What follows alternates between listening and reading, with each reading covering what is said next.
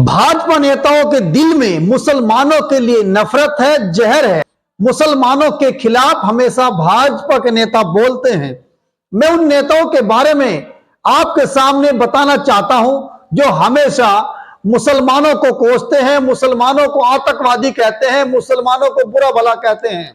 Ramesh बिधोड़ी parliament में जहां देश का प्रधानमंत्री, देश का गृह मंत्री बैठता है, वहां भाजपा का सांसद रमेश बिधोड़ी कहता है मुसलमान कटवे हैं, मुसलमान मुल्ला हैं, मुसलमान आतंकवादी है, मुसलमान टेररिस्ट है और कोई कार्रवाई नहीं होती है।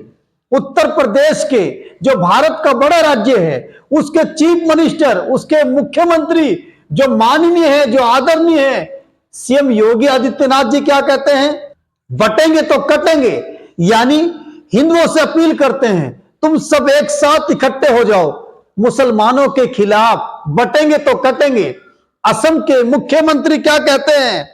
मियां मुस्लिम से मछली नहीं खरीदनी है, मियां मुस्लिम मुल्लाओं से सब्जी नहीं खरीदनी है, इन लोगों के साथ कारोबार नहीं करना है। सवाल यहां नहीं रुकता है। देश के प्रधानमंत्री जो 140 करोड़ आबादी संख्या जनता के माननीय प्रधानमंत्री हैं, नरेंद्र मोदी जी क्या कहते हैं? ये आपकी बेटी छीन लेंगे, ये आपकी जमीन प्रॉपर्टी जेवर खरीद लेंगे, मुसलमानों को ताकत में मत आने देना। ये देश का प्रधानमंत्री का बयान है। दोस्तों, इनके बयान इतने खतरनाक हैं, सुनकर आप दंग रह जाएंगे। देश का गृह मंत्री अमित शाह जी क्या कहते हैं? जो देश की राजधानी दिल्ली में बैठे हैं, जो गृह मंत्रालय के मालिक हैं, इनको सबक सिखाना है। किसको? मुसलमानों को। गृह मंत्री जी से मैं पूछना चाहता हूं, मुसलमानों ने आपका क्या बिगाड़ा है? इस देश को आजाद कराने में सबसे बड़ी संख्या देश के मुसलमानों की है और देश के गृह मंत्री जी कहते हैं इनको सबक सिखाना है। गृह मंत्री जी की दिल्ली में जहां उनकी खुद कुर्सी है, दिल्ली में मुसलमानों को नमाज पढ़ते हुए लाठी डंडों से पुलिस मार रही है और आप खामोश है, क्योंकि पुलिस आपके हाथ में है और आप यही चाहते हैं कि मुसलमानों पर लाठी बजे, मुसलमान जलील हो, मुसलमान का अपमान हो, तभी तो आप सत्ता में आते हैं। भाजपा नेता मिथुन चक्रवर्ती क्या कहते हैं? काट कर दफना देंगे।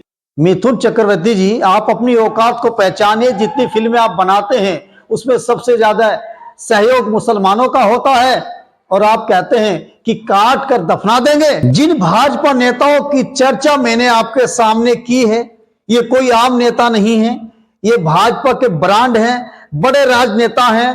कोई मुख्यमंत्री है, कोई कैबिनेट मंत्री है, कोई सांसद है और कोई देश का प्रधानमंत्री है, मगर इनके दिलों के अंदर मुसलमानों के लिए जहर है, नफरत है। पता नहीं क्या वजह है। हिंदुस्तान के अंदर सबसे भली शरीफ कौम का नाम इस्लाम है, मुसलमान है। इस कौम से हमेशा भाजपा सत्ता में आती है और कुर्सी पर विराजमान होती है।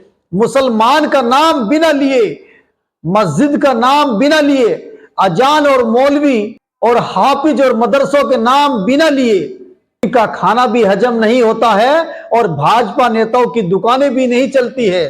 दोस्तों, बिना मुसलमानों के, बिना सिखों के, बिना ईसाइयों के हमारा देश विश्व गुरु नहीं बन सकता है। मगर आज अफसोस ये है और दर्द भी ये है कि आज हिंदुस्तान के सारे नेता मुसलमानों के खिलाफ काम कर रहे हैं। भाजपा और आरएसएस की विचारधारा से जुड़ने वाली सभी तंजीमें, सभी संस्थाएं, सभी पार्टी, सभी दल मुसलमानों के खिलाफ काम कर रहे हैं।